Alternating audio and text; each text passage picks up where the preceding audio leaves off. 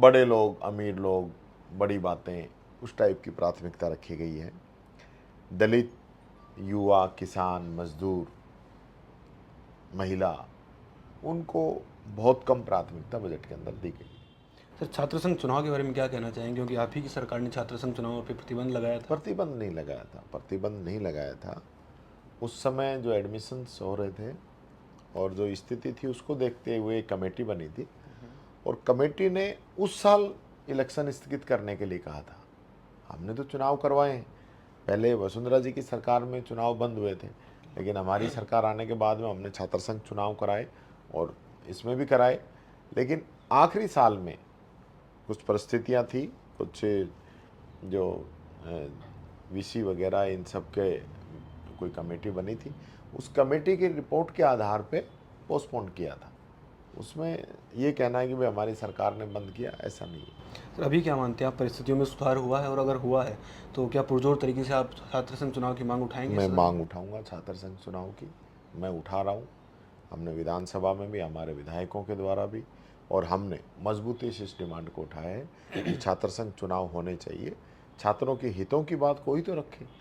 इतने बड़ा यूनिवर्सिटी होती है, इतने बड़े कॉलेज होते हैं, इतने बच्चे रहते हैं, उनके हितों की कोई बात कौन कहेगा? ऐसे तो कोई सुनता नहीं है।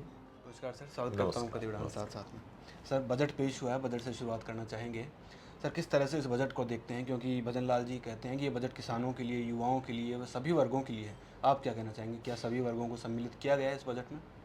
देखिए, मैं ये कहना चाहूँगा कि बजट की जो प्रस्तावना है, इन्होंने 10 बिंदु रखे हैं।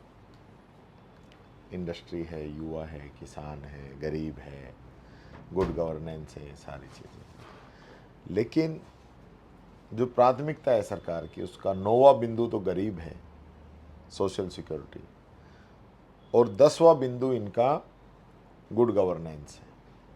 तो आप अंदाज़ा लगा सकते हैं कि सरकार की प्राथमिकताएं क्या हैं। इस बजट के अंदर किसान का बजट कम किया गया है, एग्रीकल्चर का। आम जनता का बजट कम किया गया है, पंचायती राज का। युवाओं का, इंडस्ट्री का बजट कम किया गया है। इलेक्ट्रिसिटी, ऊर्जा, जिसकी आज बहुत ज़रूरत है और पूरे चारों तरफ हाहाकार मच रहा है, जो आज भी बिजली नहीं दे पा रहे हैं, उसका भी 3% बजट में कम किया गया है। तो एक बहुत बड़ा फिगर होता है। तो मैं ये कहना चाहूँगा, सरकार की प्राथमिकता आम पब्लिक नहीं है। सरकार की प्राथमिकता जिस प्रकार से इन लोगों ने बजट के अंदर लेके आए हैं, तो बड़े लोग, अमीर लोग, बड़ी बातें, उस टाइप की प्राथमिकता रखी गई है। दलित, युवा, किसान, मजदूर, महिला, उनको बहुत कम प्राथमिकता बजट के अंदर दी गई है। सर, मुख्यमंत्री जी भजनलाल जी को बनाया गया, उसके बाद से डोटासरा जी या विपक्ष के सभी नेता पर्ची सरकार कह के संबोधित कर रहे हैं, और आपने भी कल कहा कि ये दिल्ली दरबार से के रिमोट से चलने वाली सरकार है। तो क्या इससे ये समझा जाए कि इसमें मुख्यमंत्री जी का या उप मुख्यमंत्री जी, जो मंत्रीगण हैं, उनके फैसले समाहित होते हैं, या फिर उनके आदेश जो आप ऊपर से आते हैं केंद्र से, उन्हीं के आधार पर सरकार चल रही है? क्या मानते हैं आप? देखिए, पर्ची के पीछे जो बात है, ठीक है, पर्ची अब उनकी निकली, खुल गई पर्ची, लेकिन जो मुख्य बात ये है निर्णय की, हम निर्णय नहीं ले पा रहे हैं। आज एक असमंजस की सी स्थिति पूरी सरकार में है। आप किसी भी मंत्री से पूछ लो कि वो अगर निर्णय कर दे तो। मुख्यमंत्री जी निर्णय नहीं करते, मंत्री निर्णय नहीं करता, फिर निर्णय करता कौन है? फाइलें इधर से उधर, उधर से इधर घूम रही हैं। मंत्रियों के ऐसे तक उनसे पूछ के नहीं लगाए जा रहे हैं। और यही नहीं, आपने देखा होगा पीछे आईएएस की तबादला सूची आई। आज सुबह सूची आई है, शाम को चेंज हो रहा है, शाम को आई है, सुबह चेंज हो रहा है। एक एक अधिकारी के 5-5, 10-10 लिस्टों में 10-10 ट्रांसफ़र हो रहे हैं। ये तो आईएएस का हाल है। तो आप किससे पूछ के आप ये सारी चीज़ें कर रहे हैं? ओपीएस का फैसला एक दिन निकाल देते हैं, अगले दिन उसको फिर कैंसिल करते हैं। तो ये पूरे ही सरकार में पिछले 8 महीनों में आप देखोगे तो लगातार जो है इस प्रकार की बातें आ रही है। आप चलते चुनाव में मंत्री बनाते हो आचार संहिता के अंदर, दूसरा मंत्री आपका इस्तीफा दे देता है, अभी किरोड़ी मीणा जी ने इस्तीफा दे रखा है, उनका विभागों को भी 2 टुकड़े करके उनको मंत्रालय दिया गया।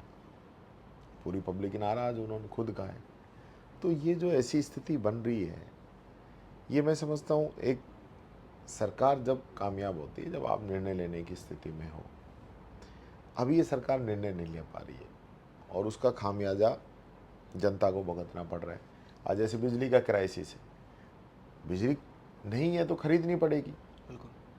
खरीदनी पड़ेगी तो निर्णय कौन ले, नहीं खरीद पा रहे। एक तरफ हमारे मुख्यमंत्री जी कह रहे हैं कि छत्तीसगढ़ से बात हो गई है, वो हमें फॉरेस्ट में खनन की अनुमति दे रहे हैं। वहाँ के मुख्यमंत्री कह रहे हैं हम कोई अनुमति नहीं देंगे, हमारी कोई बात नहीं हुई। तो ये जो स्थिति जो बार बार आ रही है, इससे प्रदेश का नुकसान होता है, भला होने वाला नहीं। सर, छात्र संघ चुनाव के बारे में क्या कहना चाहेंगे, क्योंकि आप ही की सरकार ने छात्र संघ चुनाव पर प्रतिबंध लगाया था। प्रतिबंध नहीं लगाया था, प्रतिबंध नहीं लगाया था। उस समय जो एडमिशन्स हो रहे थे और जो स्थिति थी उसको देखते हुए एक कमेटी बनी थी और कमेटी ने उस साल इलेक्शन स्थगित करने के लिए कहा था। हमने तो चुनाव करवाए हैं, पहले वसुंधरा जी की सरकार में चुनाव बंद हुए थे, लेकिन हमारी सरकार आने के बाद में हमने छात्र संघ चुनाव कराए और इसमें भी कराए। लेकिन आखिरी साल में कुछ परिस्थितियां थी, कुछ जो वीसी वगैरह इन सब के कोई कमेटी बनी थी, उस कमेटी की रिपोर्ट के आधार पे पोस्टपोन किया था। उसमें ये कहना है कि भाई हमारी सरकार ने बंद किया, ऐसा नहीं है। सर, अभी क्या मानते हैं आप, परिस्थितियों में सुधार हुआ है, और अगर हुआ है तो क्या पुरजोर तरीके से आप छात्र संघ चुनाव की मांग उठाएंगे? मैं मांग उठाऊंगा छात्र संघ चुनाव की, मैं उठा रहा हूँ। हमने विधानसभा में भी, हमारे विधायकों के द्वारा भी, और हमने मजबूती से इस डिमांड को उठाया है कि छात्र संघ चुनाव होने चाहिए। छात्रों के हितों की बात कोई तो रखे। इतने बड़ा यूनिवर्सिटी होती है, इतने बड़े कॉलेज होते हैं, इतने बच्चे रहते हैं, उनके हितों की कोई बात कौन कहेगा? ऐसे तो कोई सुनता नहीं है। जैसे अभी आप जिम्मेदारी से बात करते हैं कि नेता के तौर पे आप बात कर रहे हैं, तो एक आम नागरिक के नाते आपसे बात करना चाहूँ अभी। तो सबसे पहली बात तो ये कि जैसा कि अभी जो 5-6 महीनों का वक्त बीत चुका सरकार को, 8 महीने 8 महीने का, तो जब भी लोगों से बात होती है तो कई तो कहते हैं कि काम अच्छा चल रहा है, कई कहते हैं कि अभी उनको समझ में ही नहीं आ पाया कि वो करें क्या, कई कहते हैं कि अभी तो आगे होगा कुछ, अभी तक तो कुछ हुआ नहीं। एक सिर्फ आम नागरिक के नाते, कांग्रेस के कार्यकर्ता ना होकर नागरिक के नाते क्या सोचते हैं, कैसा क्या काम हो? देखिए, एक आम व्यक्ति के नाते भी मैं ये कहना चाहूँगा, 8 महीने में हुआ क्या है? सरकार ने 100 दिन की कार्य योजना बनाई। वो कार्य योजना बता दो, आप तो पत्रकार हैं, आप निकाल के दिखा दो कहीं मिल जाए तो आपको, कि सरकार की 100 दिन की कार्य योजना क्या थी। हमारे समय में जो काम चल रहे थे, आज वो लोग हमसे पूछते हैं कि भाई काम क्यों नहीं हो पा रहे। दिसंबर में सरकार बनी, बनते ही पहला ऑर्डर निकाला, पिछली सरकार के सारे कामों पर रोक लगाई जाती है और उस चीज़ का खामियाजा पूरे प्रदेश को भुगतना पड़ रहा है। एक आम नागरिक भी ये सोचता है कि सरकार नहीं बनी है तो इसको काम करने दें। 3 चुनौतियां इन लोगों के सामने आई। गर्मी आई, न तो बिजली दे पाए, न पानी दे पाए। बरसात आई, नाले तक ये साफ़ नहीं करा पाए। पूरा जयपुर है या जो भी शहर है, सारे चौक हो गए। ये स्थिति इन लोगों की रही है। अभी भादरा के अंदर चुनाव नहीं करवा पा रहे। पार्षद पहुंच गए वोट डालने के लिए, अधिकारी छुट्टी भी लेके चला गया कि मैं बीमार हूँ। ऐसी कौन सी गंभीर बीमारी है जो आज 20 दिन में भी नहीं पता चल पा रहा? क्या इन्होंने बोर्ड से उनका मेडिकल करवाया? किससे अनुमति ली छुट्टी की? ये सारी चीज़ें हैं। ये बहुत कम समय होता है 5 साल का, देखा जाए तो 1 साल निकलने को है। इनके पास 4 साल है, आखिरी साल में तो आचार संहिता और वो सारा, अब 4 साल बचे इनके पास।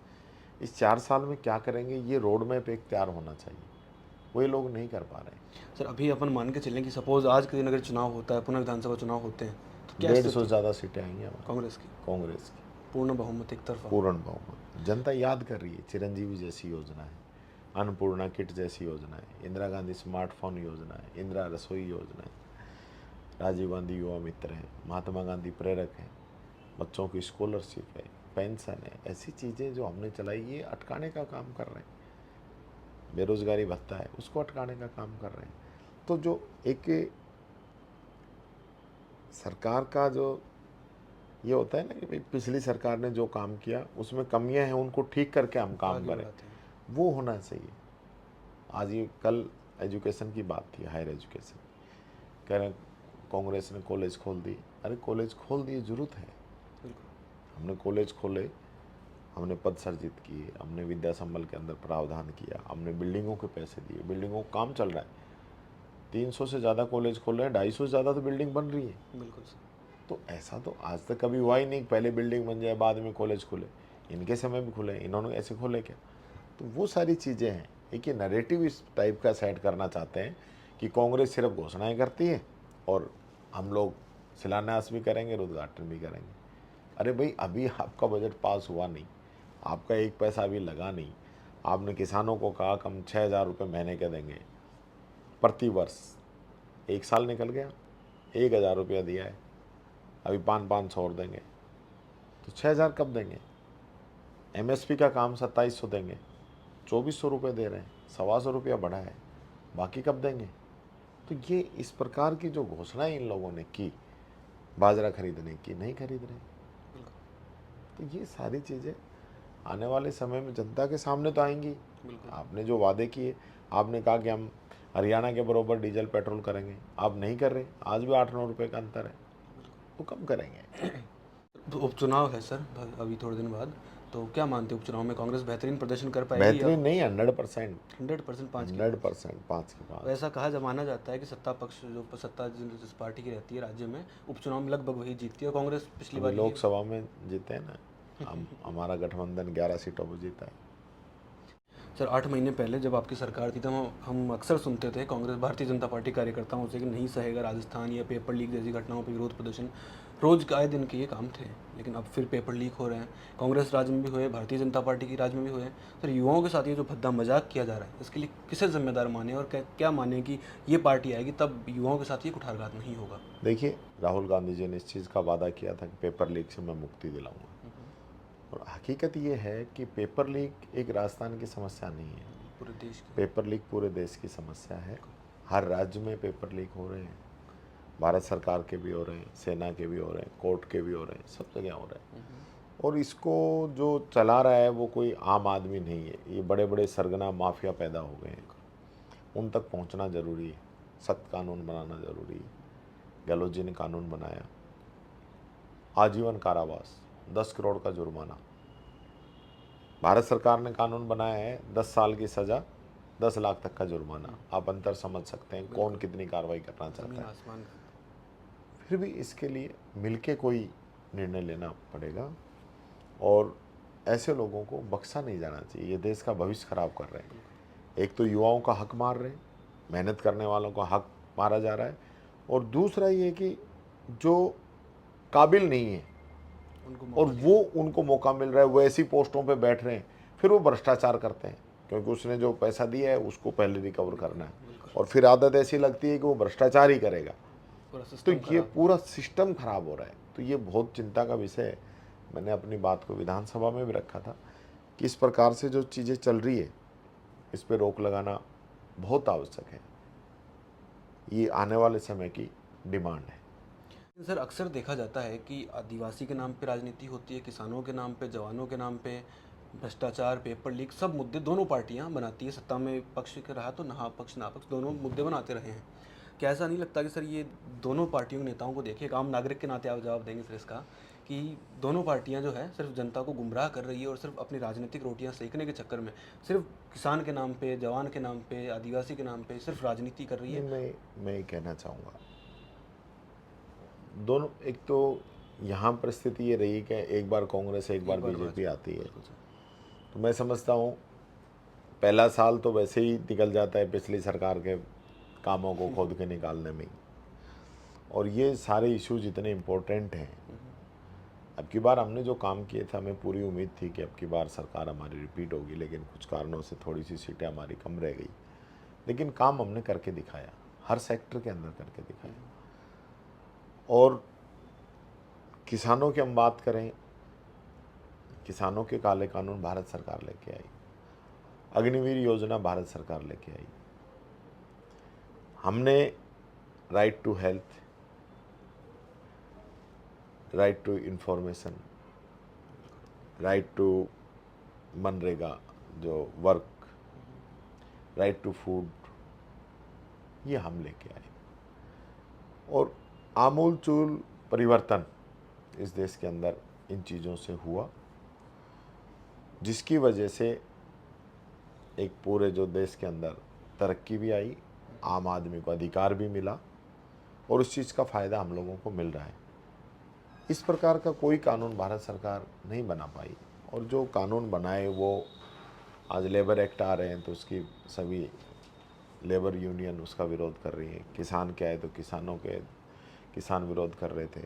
जीएसटी आई तो व्यापारी विरोध कर रहे हैं। जनता से हित को जोड़ के कोई कानून बनाने का काम इस सरकार के द्वारा नहीं किया गया और जिसका खामियाजा पूरे देश ने भुगता है। आज हमें समय के साथ बदलने की ज़रूरत है, क्योंकि जैसे समय चलता है उसके साथ चुनौतियाँ आती हैं, बदलना पड़ता है। वे आपने कल देखा होगा कि सारी फ्लाइट जो है सब ऐसी स्थिति आ गई कि पूरा सर्वर ही डाउन हो गया, किसी ने सोचा ही नहीं था।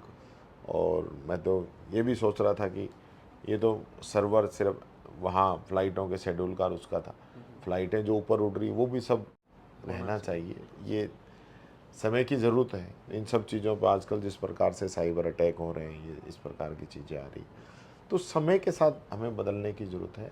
आज किस प्रकार की परिस्थिति राजस्थान में है, राजस्थान के युवाओं को क्या चाहिए, राजस्थान के अंदर कानून व्यवस्था को लेकर क्या स्थिति हमें करनी चाहिए, जो नहीं सहेगा राजस्थान का आपने जिक्र किया था। इन 6 महीने के अंदर 20,000 से ज़्यादा क्राइम हुए महिलाओं के ऊपर, ये स्थिति है। सीएम के ज़िले के अंदर चलती बस में गैंग रेप होता है। सीएम के ज़िले के अंदर दलित को घोड़ी पे नहीं बैठना दिया जाता है। सीएम के ज़िले के अंदर चोरी डकैती मर्डर हो रहे हैं, तो पूरे राजस्थान में हो रहे हैं। कल जयपुर शहर के अंदर जिस प्रकार से एक महिला का मर्डर हुआ, तो ये क्या है? आप जिस प्रकार की बातें कर रहे थे, आप हमारे लिए कह रहे थे, अब खुद के आप झांके तो देखो। तो ये चीज़ें आज इस पे कड़ा निर्णय लेने की ज़रूरत है। हम लोगों ने लिए, हमने नए ज़िले बनाए, नए एसपी लगे, नए एडिशनल एसपी लगे, नए डीएसपी, नए पुलिस थाने, चौकिया, कांस्टेबल, पुलिस का जो है बेड़ा है उसको बढ़ाने का काम किया और पूरी मॉनिटरिंग होती थी। अब ये इन लोगों के द्वारा अब वो धीरे धीरे जो स्पीड हमने पकड़ी थी, अब राज बदलने से उस पर ब्रेक लग गया। तो मैं कहना चाहूँगा ये सारे इश्यूज़ बहुत इम्पोर्टेंट हैं और इन पे राज तो नहीं है, विपक्ष में है, लेकिन विपक्ष की जो भूमिका होनी चाहिए वो पूरी निभाएंगे और प्रदेश की जनता की बात को विधानसभा में रखेंगे। सर, आपने दलितों की अभी बात कही कि दलितों को आज भी घोड़े से उतार दिया जाता है, तो सर लोगों की मानसिकता में आज भी परिवर्तन नहीं आ पाया आज़ादी के इतने सालों बाद भी, जिसमें प्रशासन भी कर रहा है अपनी ओर से पूरी तैयारी, या नेता भी कर रहे हैं, हर स्तर पे सर काम किया जा रहा है, फिर भी वो बदलाव नहीं आ पाया सर जो आना चाहिए था। कैसे बदलाव संभव हो नहीं, पाएगा? बदलाव आया है, काफ़ी आया है, जो आना लेकिन चाहिए था पूरा अब आज आज़ादी के 75 वर्षों के बाद में, क्योंकि हमारी कुछ लोगों की मानसिकता इस प्रकार की है जो आज भी पुरानी रूढ़िवादी उसके अंदर आ रहे हैं। इंसान इंसान के अंदर भेद समझते हैं, जीव जीव के अंदर भेद समझते हैं। कोई अमीर गरीब का भेद करता है, कोई एससी जनरल का भेद करता है, कोई गोरे काले का भेद करता है। तो वो चीज़ें आज भी कुछ परसेंट रुकी हुई है, काफ़ी सुधार हुआ है, पहले वाली बात नहीं है। आज मुझे भी 75 साल में पहली बार मौका मिला है किसी दलित को विपक्ष का नेता बनने का, तो आया है समय, आया है, चेंज हो रहा है। लेकिन फिर भी मैं ये कहना चाहूँगा, इसके लिए जो सामाजिक सौहार्द की जो बातें होनी चाहिए, जो जिस प्रकार की एक परंपरा जो हमारी चल रही है उनमें किस प्रकार से सुधार आए, वो सारी चीज़ें समझने की ज़रूरत है। ये कुछ कानून से भी, कुछ समझाइश से भी, कुछ नए नवाचार से भी इन चीज़ों पे रोक लगेगी। और मैं समझता हूँ अगर कानून का कड़ाई से पालन हो तो इस पे और जल्दी रोक लग सकती है। सर, आज से पहले हम चलते हैं तो पहले के नेता विपक्ष के बारे में भी अच्छा सोचते थे, उन नेताओं के बारे में, जैसा कि अटल बिहारी वाजपेयी जी के बारे में कहा था कि आप एक दिन प्रधानमंत्री बनेंगे। उसी प्रकार से सर विपक्ष के नेताओं द्वारा आपके बारे में कहा गया कि आप प्रदेश के मुखिया होंगे आने वाले समय में। ऐसे ही तो कह दिया होगा, लेकिन मैं समझता हूँ एक स्वस्थ परंपरा राजस्थान के अंदर रही है हमेशा ही, पक्ष विपक्ष आपस में मिलके और प्रदेश के लिए कामकाज की समीक्षा भी करता है, लड़ाई भी लड़ता है। और मोदी जी ज़रूर विपक्ष को ख़त्म करने पे तुले हुए हैं। आपने देखा होगा 2 बार उन्होंने कोशिश की, विपक्ष का नेता बने नहीं, कोई बोले नहीं, कोई बात नहीं रखे, विपक्षी लोगों पे ईडी, इनकम टैक्स, सीबीआई के छापे पड़ते रहे। अब हरियाणा में चुनाव हैं तो अब हरियाणा में छापे शुरू हो गए। तो इस प्रकार की नीति उनकी रही है। राजस्थान में ये परंपरा नहीं रही, ये अच्छी बात है। और हम सब लोग मिलके, मैंने भी पहले दिन कहा कि अच्छे अगर सरकार काम करती है तो हमारा पूरा सहयोग रहेगा, अच्छे नहीं करती है तो हमारी जिम्मेदारी है उनकी जानकारी में उस चीज़ को लेकर आना, विरोध करना, वो करेंगे।